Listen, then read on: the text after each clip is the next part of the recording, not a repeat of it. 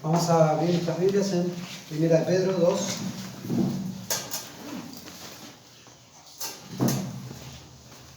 Pedro, capítulo 2. Hoy vamos a exponer la segunda parte del tema que habíamos comenzado la semana pasada, que era la elección de Cristo y la iglesia, ¿no? Habíamos arrancado del versículo 4 hasta el 10 y dejamos estos dos versículos para hoy. Dimos hasta el 8 nada más, la semana pasada. Y bueno, hermoso todo lo que nos dice la palabra del Señor. Y vamos a ver la segunda parte. La primera, ¿se acuerdan que habíamos visto? Estaba más enfocado en la persona de Cristo, ¿no? En la elección de Cristo. Y esta otra parte está más enfocada en la elección de los creyentes, en la elección de la iglesia, del cuerpo de Cristo, ¿no? Entonces, vamos a hacer un poquito de introducción otra vez al tema. Lo ponemos ahí ponemos otra vez en el texto y después desarrollamos, ¿no? En esta segunda entrega de la elección de Cristo y la iglesia, vamos a ver un poquito más detalladamente la elección de la iglesia, la elección de los creyentes. Como sabemos, la iglesia no es un lugar al que vamos, como normalmente solemos decir, me voy a la iglesia, ¿no? La iglesia es un cuerpo al que pertenecemos. Esa costumbre que tenemos ya, que heredamos, es social, ¿no es cierto? De que me voy a la iglesia, como que es un lugar físico al que vamos. Y en realidad no es así. Como les decía, era un cuerpo al que pertenecemos y tiene una cabeza que es Cristo. Es una gran familia que tiene un Padre en común, nuestro Padre Celestial. Y es un edificio compuesto por los cristianos, cuya piedra angular, cuyo fundamento es el Rey de Gloria, Jesucristo, nuestro Señor. Habíamos visto la semana pasada que Cristo, en la eternidad pasada, Él había sido escogido en el consejo eterno, en la Trinidad, para ser el Salvador del pueblo de Dios. Él había sido escogido para la misión del rescate de su pueblo. Un pueblo que Dios le entregó a Jesucristo. El mismo Señor lo dijo: todo lo que el Padre me da viene a Él, y el que a Él viene, Él no le echa fuera. Este pueblo que Dios le da a Jesucristo, a su Hijo amado en el cual Él se complace, ¿no? Es un pueblo que Él compró por su propia sangre. Él acepta el castigo de la culpa del pueblo, de su pueblo, de la culpa por sus pecados. Él sufre la ira y Él sufre la justicia de Dios sobre Él mismo. Lo que merecían es ese pueblo rebelde, que porque éramos así era estábamos en nuestro estado normal, diríamos común, muerto en nuestro delito y pecado, y merecíamos eso. Y nuestro Salvador, bendito Señor, Él toma ese lugar para así satisfacer la justicia y la ira de Dios. Este mensaje glorioso, hermanos, de salvación, de perdón de los pecados, habíamos visto que es la alegría, es el regocijo de los creyentes. Pensaba hace un ratito, mientras estábamos cantando y con nuestro hermano compartió el devocional, y recordaba que el otro día, hablando con mi esposa, le decía que a veces pareciera repetitivo lo que hacemos nosotros, ¿no? Porque parece que es más atractivo que un domingo nos juntemos, vamos a hablar de cómo tener un mejor matrimonio, de cómo tener éxito, ¿no? Y buscar cosas bíblicas ahí, escarbar en la Biblia para ver cómo nos puede ir mejor en nuestra vida, ¿no? Pareciera un poquito aburrido, pero para los creyentes, para el que ha nacido de nuevo, el que le han sido perdonados sus pecados, este es el tema principal. Es conocer al Salvador, es conocer a su Señor. No cómo criar hijos rectos y obedientes para la sociedad. No, todas esas cosas vendrán por añadidura si Dios lo permite. Pero lo más importante es conocer al Salvador. Y como Él es infinito, como Él no tiene comparación, podemos pasar, y seguramente vamos a pasar toda nuestra vida aprendiendo de Él y de su persona. Más de que buscar en las Escrituras cosas que nos pueden servir para nosotros, para nuestro diario vivir, para ser mejores. Todo eso queda en un segundo plano, si no conocemos al Salvador. Este mensaje glorioso de salvación, de perdón de los pecados, es el regocijo de los creyentes. ¿Se acuerdan? Habíamos visto, ellos aman a Cristo sin haberle visto. Una característica del verdadero creyente es que ama a Cristo sin haberle visto. Ellos creyeron al mensaje de los testigos del Señor. Este grupo de iglesias a las que Pedro le escribe, ellos creyeron al mensaje de los testigos, de los apóstoles. Y ahora ellos estaban creciendo en el conocimiento del Señor. Estas personas creyeron porque ellos fueron regenerados, ellos fueron nacidos de nuevo para poder creer. Porque estaban muertos en delito y pecado, como cualquiera de nosotros lejos de Cristo. Y ahora ellos crecen. Y Pedro les anima a que vivan vidas santas. ¿Se acuerdan? Vimos una parte del primer capítulo era la cuestión práctica de los cristianos, cosa que ahora en el capítulo 2 vamos a empezar a ver con mucho más detalles. Y ahí sí vamos a ver cosas, cómo comportarnos, cómo vivir, cómo deben vivir los cristianos, cuestiones del matrimonio, cuestiones sociales, cuestiones del trabajo. Todo esto aparece aquí en la epístola de Pedro. Él les anima a que vivan vidas santas, prudentes, y sobre todo que deseen el alimento espiritual, que es la palabra de Dios, que es la instrucción de la palabra de Dios, ¿no?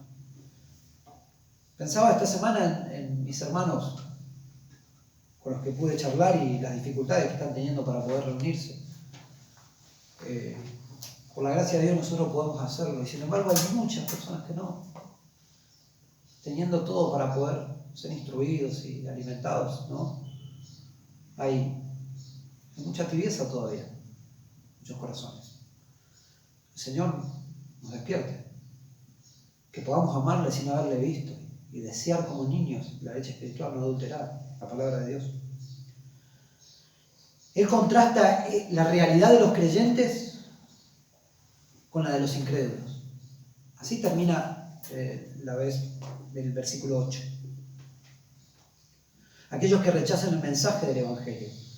Ahí hemos visto que Cristo es una roca, es una piedra preciosa, escogida para Dios y para los creyentes también. Pero dice que para los que no creen es una piedra de tropiezo. Es una piedra que hace caer. Ellos hallan tropiezo en Jesucristo.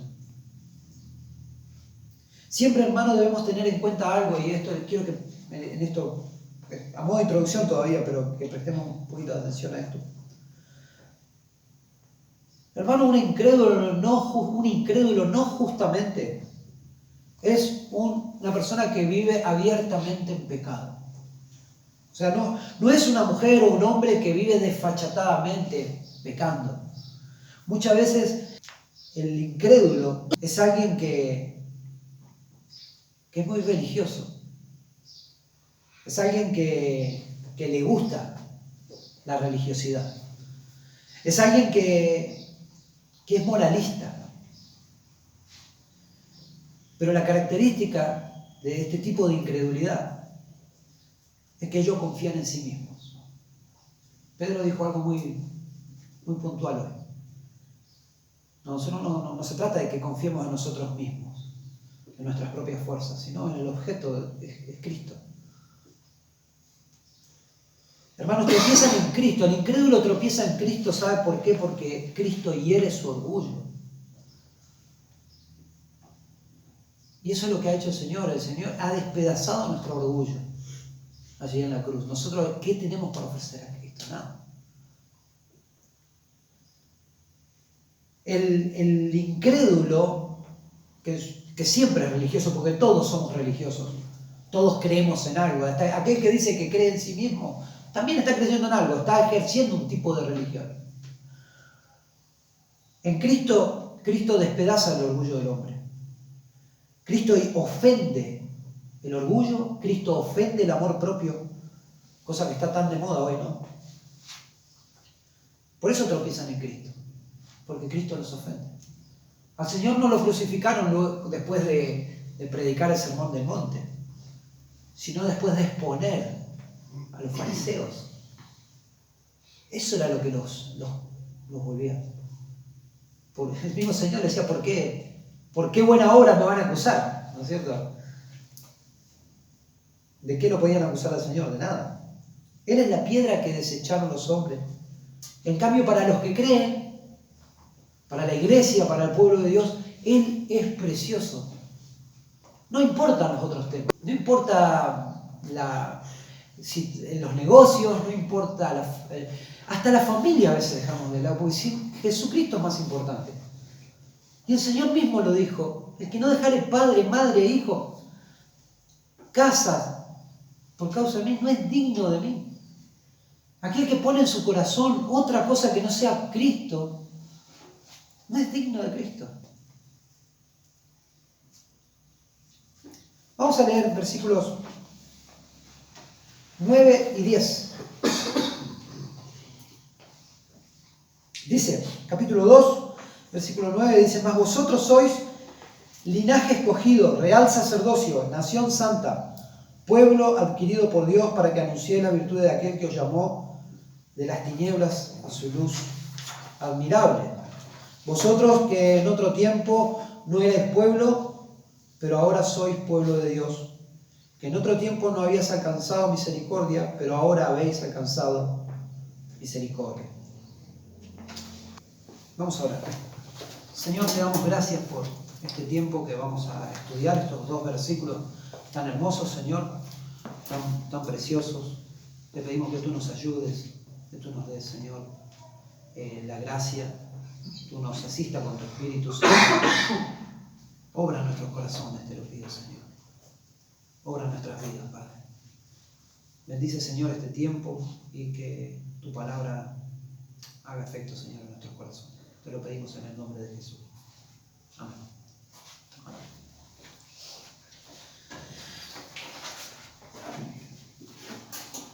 Como habíamos visto, ¿no? El apóstol Pedro termina de exponernos el tropiezo allí en el versículo 8, como decía, y piedra de tropiezo y roca que hace caer porque tropiezan en la palabra, siendo desobedientes a lo cual también fueron destinados, ¿no? Él termina de exponer el tropiezo que los incrédulos tienen en Cristo, ¿no? Y comienza el versículo 10 con un término que es un término adversativo, digamos. Dice, se lo leemos en el 9, más vosotros. En la NBI, en la Nueva Versión Internacional, lo pone de esta manera, dice, pero ustedes, o sea, contrasta la idea que venía desarrollando con esto, ¿no? Aquellos tropiezan, estos tropiezan porque Cristo los hace caer, para ellos desechan a Cristo. Pero vosotros, ustedes, la iglesia, o los cristianos, vosotros, dice, sois linaje escogido. Pero se dirige enfáticamente a ellos y comienza a describir lo que es un creyente. Creo que, bueno, hoy un poco, César nos hizo un poco de introducción. Es un cristiano bíblico. Y acá empieza a desarrollar lo que es un creyente, lo que es la vida de un creyente y a lo que es llamado esa persona. Dice linaje escogido. Un linaje, el término que se usa ahí es la línea de antepasados y descendientes de una persona. Esta palabra está muy de acuerdo con todo lo que ha dicho anteriormente. Los creyentes han sido escogidos para pertenecer a una familia. Lo vimos al principio, nosotros no vamos a la iglesia como un lugar físico, sino que nosotros pertenecemos a esa familia. Somos parte de la iglesia, somos parte de esa familia, ¿no? Ahora, los creyentes pertenecen a este linaje real, pertenecen a Dios, porque Dios en la eternidad pasada los escogió para ser su pueblo, para ser parte de su familia. Romanos 8, versículo 29, lo dice así, porque a los que antes conoció, también los predestinó para que sean hechos conforme a la imagen de su Hijo, para que Él sea primogénito entre muchos hermanos. Nosotros vemos que pertenecemos a esa familia porque Dios quiso que sea así ya en la eternidad pasada. Nos escogió en Cristo y nos unió a Él para que Él sea el mayor de todos los hermanos de esta gran familia celestial, de la familia de Dios. Ahora, hermanos, qué precioso esto, porque el pecador arrepentido es acogido en el seno de una familia, ¿no? De la familia de Dios, y no importa el estatus social que pueda tener, no importa si esa persona es culta o si es ignorante, eso no vale nada delante de Dios. No importa si es rico o si es pobre, no importa si es hombre o mujer, no importa su profesión, su aspecto, nada de eso lo califica. Lo que lo califica para esto es la sola fe en Jesucristo y en su obra, es lo que introduce a este pecador, como cualquier otro, en la familia de Dios. También nos dice que otra de las características del cristiano es el real sacerdocio, ¿no? Vimos, a vosotros sois linaje escogido, real sacerdocio. Eso, en el versículo 5, un poquito más atrás, ya había introducido este concepto. Lo leemos, dice, vosotros también como piedras habéis sido edificados como casa espiritual y sacerdocio santo, para ofrecer sacrificios espirituales aceptables a Dios por medio de Jesucristo. Y vimos un poquito la vez pasada lo que era el sacerdocio de todos los creyentes. Esto ya no estaba confinado únicamente a un sacerdote o a un ministro, sino que el sacerdocio es de todos los creyentes. Y es otra de las cosas con las que igual tenemos que lidiar y luchar nosotros para desterrar de la mente y el corazón del pueblo de Dios. Porque nosotros hemos sido instruidos de otras maneras en la que el pastor, el líder o los que están, ellos son, parecieran los ministros. Y no es así. Todos, dice, como piedras vivas somos edificados, somos parte de ese edificio espiritual. Todos los creyentes tienen responsabilidades y todos rendirán cuenta. Los sacerdotes en el Antiguo Testamento, cuando toma esa imagen, ellos estaban encargados del servicio a Dios, del servicio en el templo. Ahora eso no estaba confinado solamente a una tribu en especial, ahora eso es para todos los creyentes. Todos los creyentes son sacerdotes en cierto sentido, ejercen un sacerdocio en su hogar, en la iglesia, en todos los lugares donde están, en la sociedad. Ellos son representantes también de Cristo. Ahora el cristiano sirve a Dios ofreciendo por medio de él, lo hemos visto, sacrificio de alabanzas.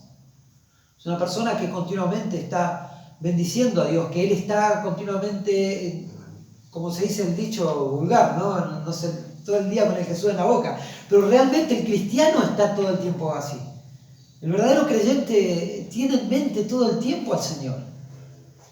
Y es su tema preferido.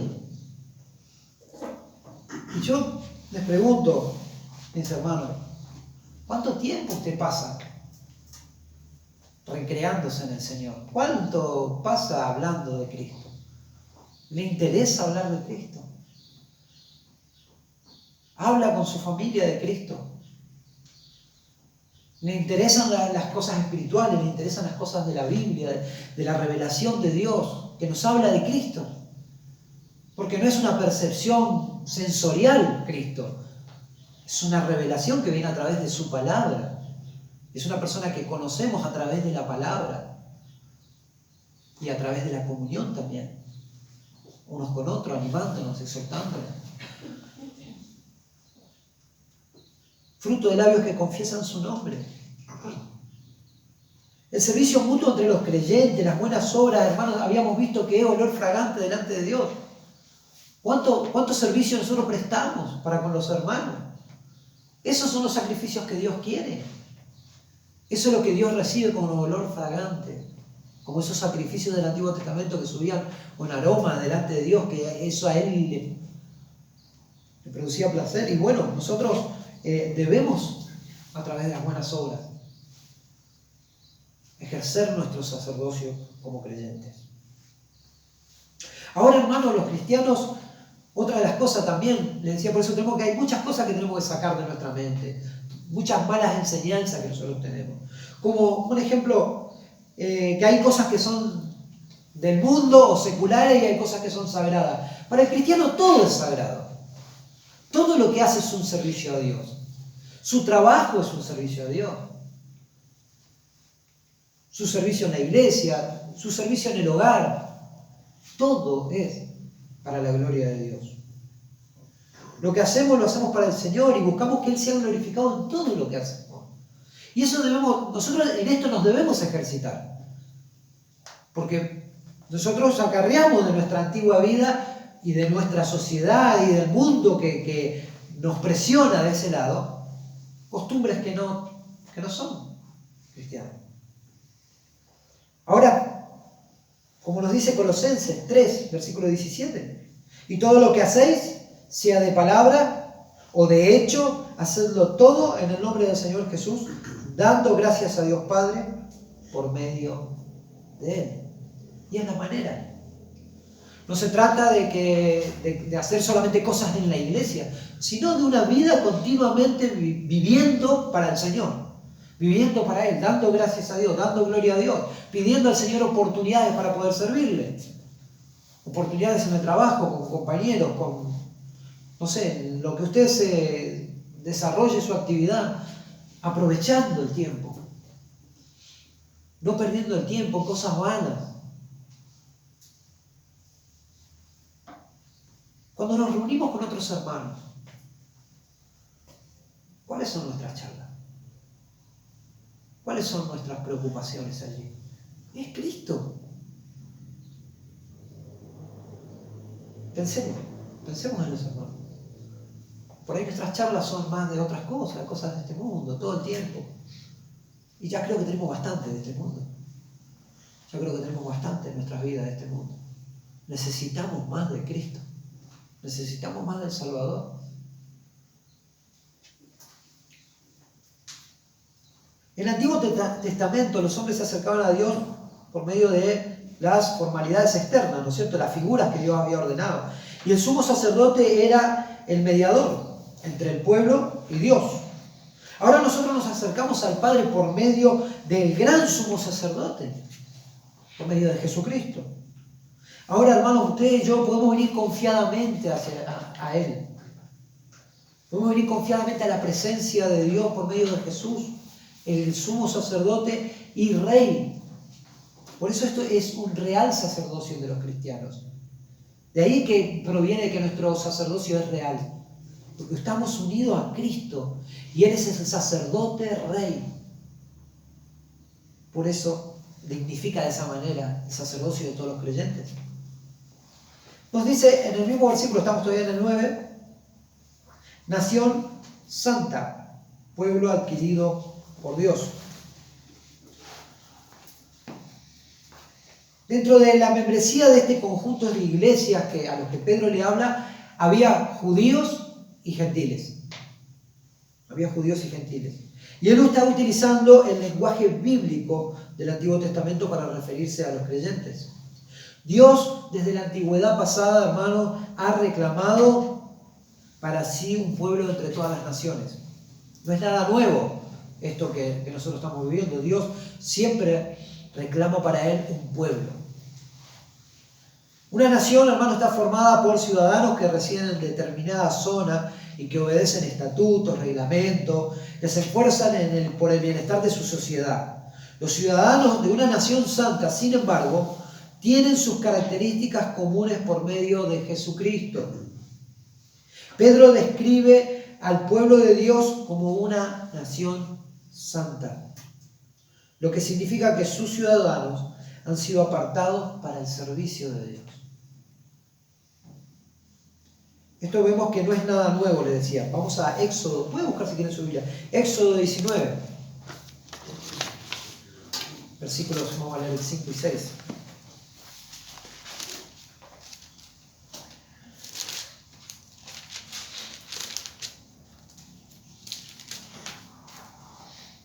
Éxodo 19, versículos 5 y 6.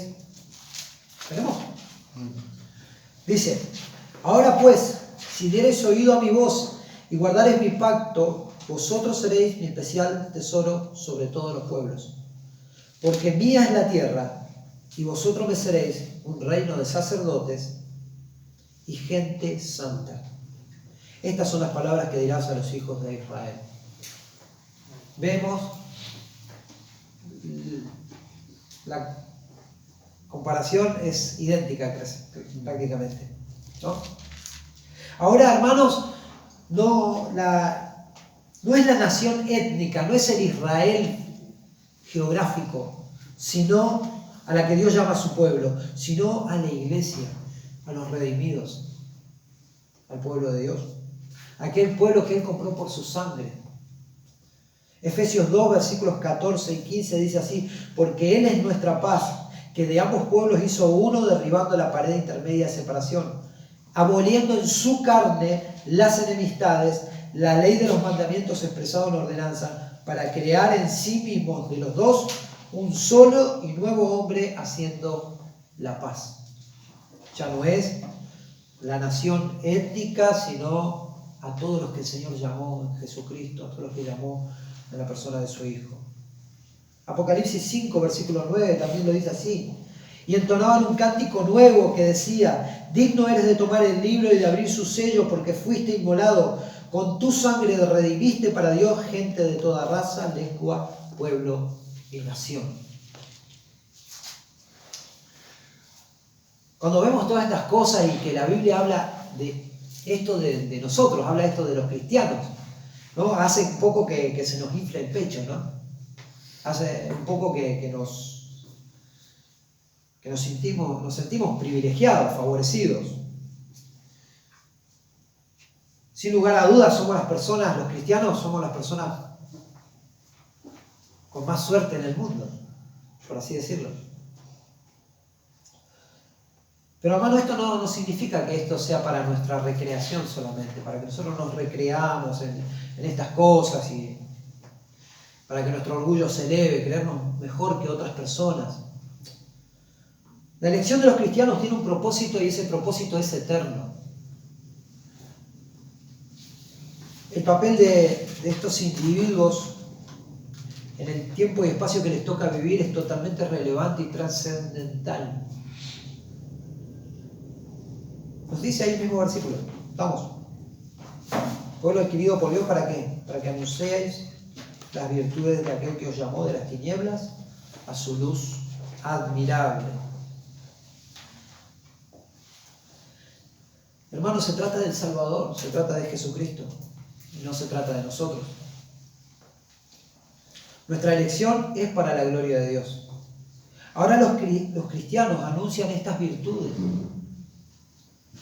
Aunque en el intento, cuando nosotros queremos hablar de Cristo, cuando nosotros queremos anunciar de Cristo, en el intento siempre nos vamos a quedar cortos.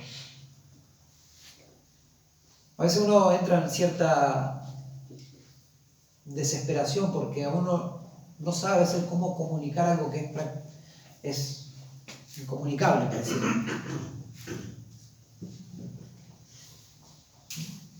Es incomunicable muchas veces. No hay palabra en todos los idiomas de este mundo que puedan describir la belleza del Salvador. No la hay. Nuestro Señor es indescriptible. Él es puro, Él es amoroso, Él es valiente, Él es confiable, Él es seguro, Él es firme, Él es justo, Él es misericordioso, Él es amante, Él es personal, Él es cariñoso, es honesto, Él es inocente, Él es compasivo, Él es admirable, Él es dulce, Él es veraz. Nuestro Señor es fuerte, pero también es manso. Él es potente, pero de voluntad inquebrantable. No hay otro como Él. No hay otro como Cristo. Él no tiene comparación. Y Él es único porque Él es Dios encarnado. Él se diferencia, la diferencia entre Dios y los hombres es abismal. Él es Dios, nosotros no. Él es la imagen del Dios invisible. Él es el Verbo hecho carne. Y es para el único en el cual nosotros tendríamos que gastar toda nuestra vida. Nos esforzamos por tantas cosas, hermano. Perdemos tanto el tiempo. Y se nos va la vida sin conocerle más profundamente. Se nos va la vida y no sabemos tantas cosas de Él, de aquel que es infinito. Y debemos animarnos, hermano, entre nosotros a conocerle más profundamente. Debemos dejar de estar tan distraídos con tantas cosas que como le digo, se nos va la vida y conocemos así del Señor. Él es un mar interminable y deberíamos tirarnos de cabeza en ese mar y conocerle.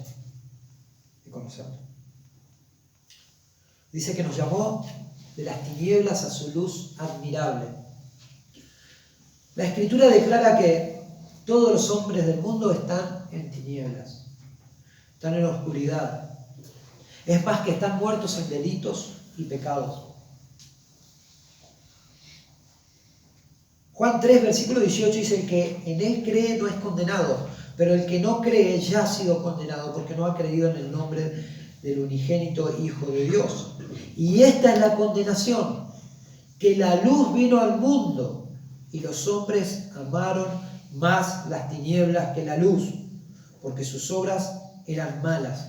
Porque todo aquel que hace lo malo aborrece la luz y no viene a la luz, para que sus obras no sean reprendidas. Hermanos, nosotros necesitamos escuchar todas las veces que sea posible el Evangelio. La verdad de nuestra condición. Yo pensaba hoy, escuchaba a César y escuchaba a mi hermano y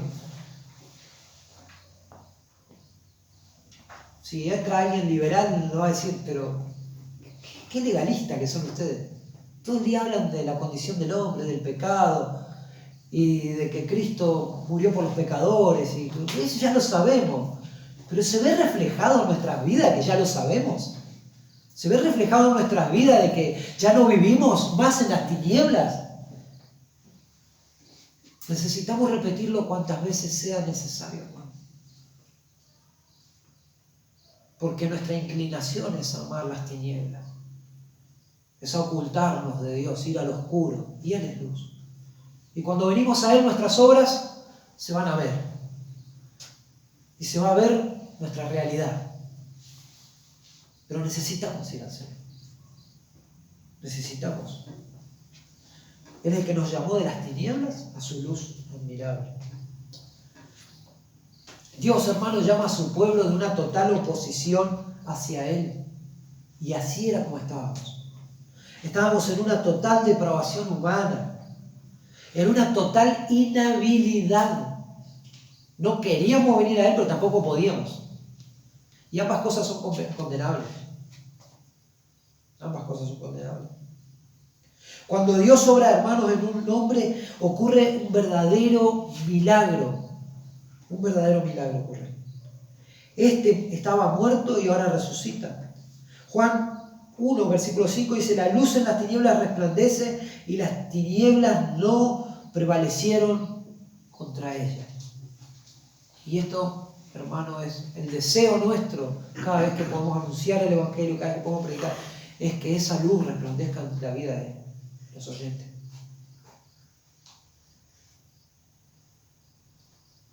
La voluntad humana, hermanos, la voluntad humana se opone férreamente al Creador. Siempre se opone al Creador. Ahora es vencida. Ahora es seducida, ahora es convencida, ahora es cautivada y llevada al arrepentimiento por la obra del Espíritu Santo de Dios. Hermano, piensen, hay un dicho popular, no sé si usted lo ha escuchado, pero reza lo siguiente. No te olvides de dónde vienes, por si te toca regresar. Así lo reza, algunos le cambian alguna parte, pero más o menos eso. No pude ver quién fue el iluminado que dijo esta frase, ¿no? Pero es una frase que se utiliza muy comúnmente para decirle a alguien que tenga memoria. Que tenga memoria. O sea, o también para que no se le suban los humos. Cuando tiene un poquito de éxito en algo que hace, se le recuerda esta frase, ¿no? Y para decirlo en criollo, para que no se agrande. Acá el versículo 10 nos dice, porque en otro tiempo no erais pueblo, pero ahora son pueblos de Dios. En otro tiempo no habías alcanzado misericordia, pero ahora habéis alcanzado misericordia.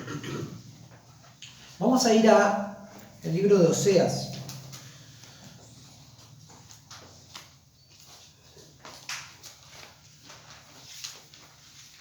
Así, en el capítulo 1 vamos a quedarnos un ratito.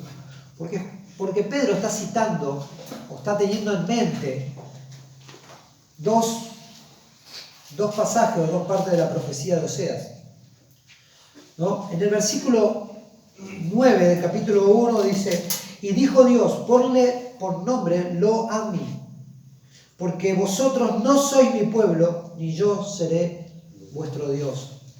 Y acá la Escritura nos dice que en otro tiempo nosotros no éramos pueblo. Cuando leemos los comentaristas allí, ellos hacen referencia que Pedro está citando esta porción del Antiguo Testamento, ¿no? Que no eran pueblo, ahora sí somos pueblo.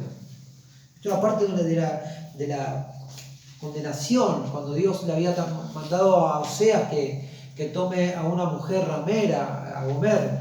Y este es uno de los hijos que tiene ella. También el versículo 6 dice, y concibió ella otra vez y le dio a luz una hija y le dijo, ponle por nombre Lo-Ruama, porque no me compadeceré más de la casa de Israel, sino que los quitaré del todo, ¿no? Aquí dice, en Pedro nos está diciendo, porque ahora sois pueblo de Dios, en otro tiempo no habías alcanzado misericordia, pero habéis alcanzado misericordia. El término es el mismo que se utiliza ahí, es la no compasión, así se traduce, no compasión. Y en el primero era no pueblo. Y esa era la condición de los cristianos. Y esa es la condición del mundo caído lejos del Salvador. Y eso incluía a los judíos, porque la profecía de Oseas era para los judíos.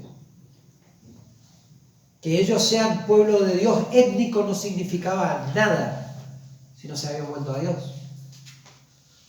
Y él está utilizando ese lenguaje.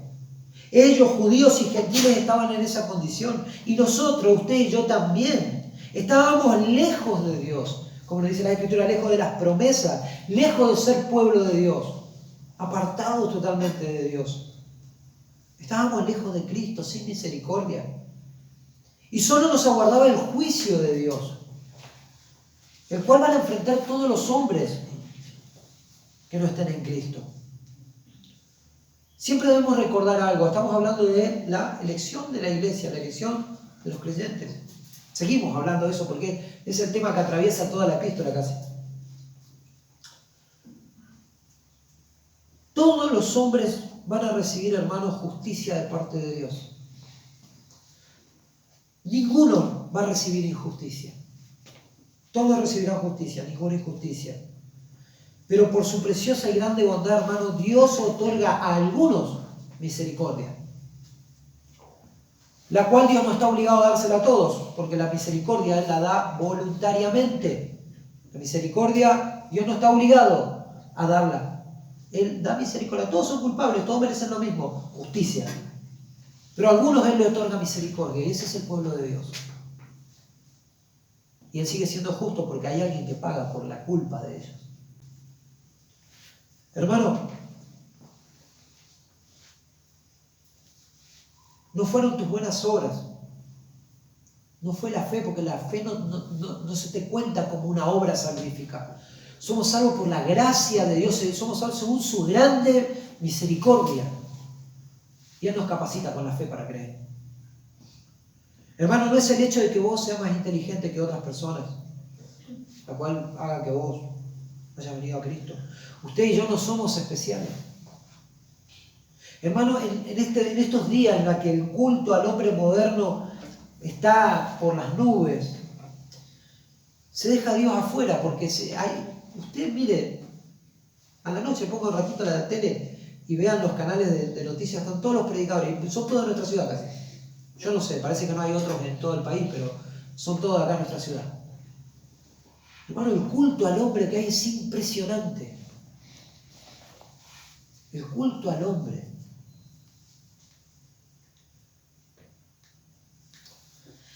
Han dejado a Dios afuera. Por eso, hermano, la continua preocupación de todas las tipos de iglesias que uno ve hoy, o supuestas iglesias, es de hacer la iglesia lo más atractivo a los hombres posible. Por eso las adornan cuanto más pueden para que la gente se sienta bien, se sienta bomba, que la pase lindo en la iglesia. No quieren ese mensaje que nos compartió nuestro hermano hoy. No lo quieren. No quieren la incomodidad de la palabra de Dios.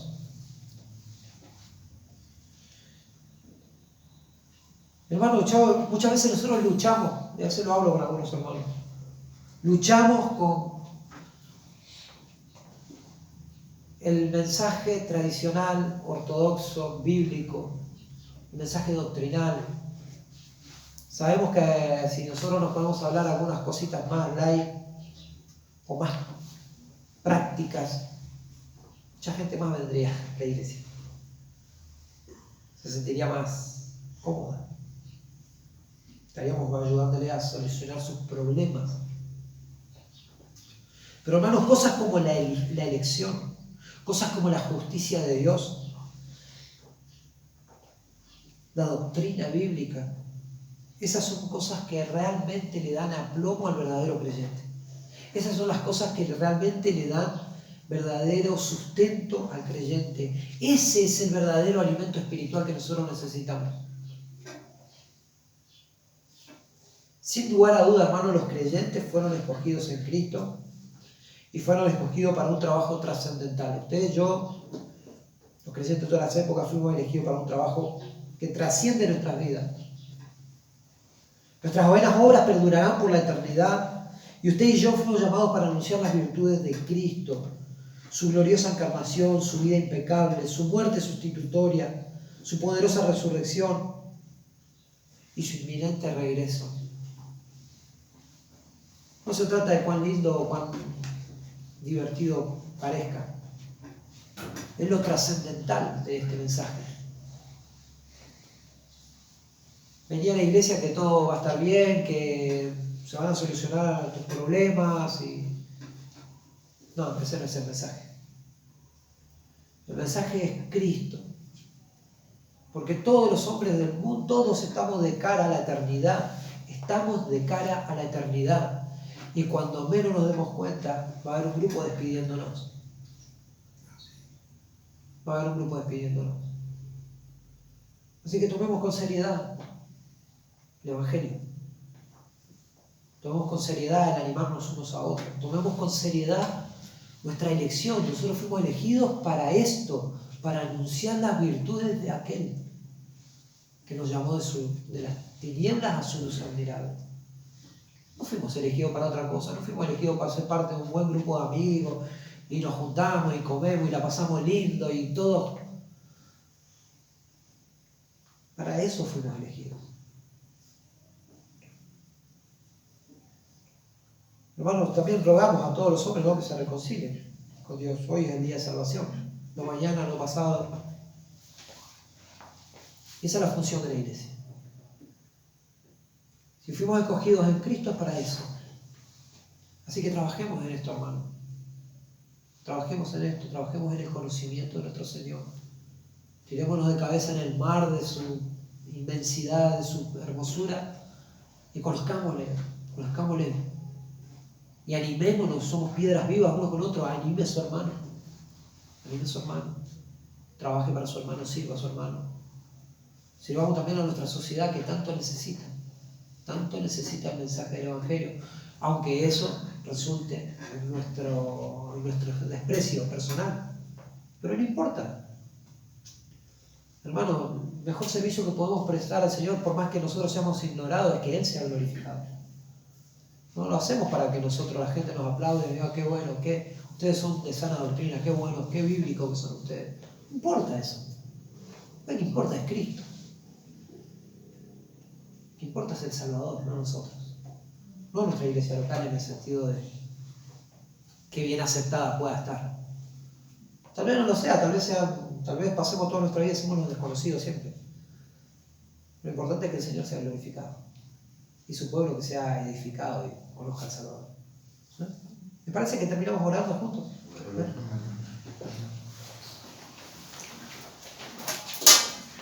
Amado Señor, te damos gracias por este tiempo de tu palabra. Señor, con todas nuestras dificultades, con todas nuestras dudas, con todas nuestras debilidades, Señor, venimos a ti. Te rogamos que perdones nuestras faltas, nuestros pecados, Señor. ¿Cuánto quisiéramos ser, Señor, y no falta tanto, Señor? Cuando vemos nuestra realidad, Señor, ¿cuántas veces, Señor, nos llena de tristeza? Pero no confiamos en nosotros, Señor, confiamos en ti. Tú eres el victorioso, tú eres el vencedor. Tú eres el que conquistó la muerte, Señor, y resucitaste, estás sentado en el trono. Y así perfecto, Señor, como somos. Así te queremos servir. Así queremos anunciar de ti, Señor. Así queremos hacer algo para ti, Señor. Te rogamos que nos ayudes, Señor. Te necesitamos. Necesitamos, Señor, de tu gracia, del poder de tu Espíritu, Señor. Y perdónanos, Señor, si estamos tan distraídos en tantas cosas. Tantas preocupaciones, Señor, vanas. Cuando lo importante eres tú. Cuando lo importante es tu Evangelio. Cuando lo importante, Señor, es que también otros puedan oír de ti. Así como alguien se tomó un día el trabajo de hablarnos a nosotros de ti, Señor. Que nosotros no seamos cobardes, que hablemos. Que anunciemos las virtudes de aquel que nos llamó de las tinieblas a su luz admirable. Ayúdanos, Señor, a meditar en estas cosas. A meditar en tu palabra, a meditar en tu mensaje. Y que eso se transforme, Señor, en una práctica, Señor, real. Que no quede solo en nuestros oídos, Señor, y convertirnos en buenos oidores, sino que seamos hacedores de tu palabra. Pedimos estas cosas en tu nombre, Jesús, Señor, y te damos gracias por poder reunirnos, por la libertad que tenemos, Señor, en este momento en el que todavía muchos no lo pueden hacer. Que animemos, Señor, a otros que valoren el esfuerzo, Señor, de tener la iglesia abierta y que nos animemos unos a otros, Señor. Te lo pido. Aviva tu obra en tu pueblo, Señor. Aviva tu obra entre nosotros. No nos dejes, Señor. Trabaja en nuestra vida. Te lo pedimos en tu nombre.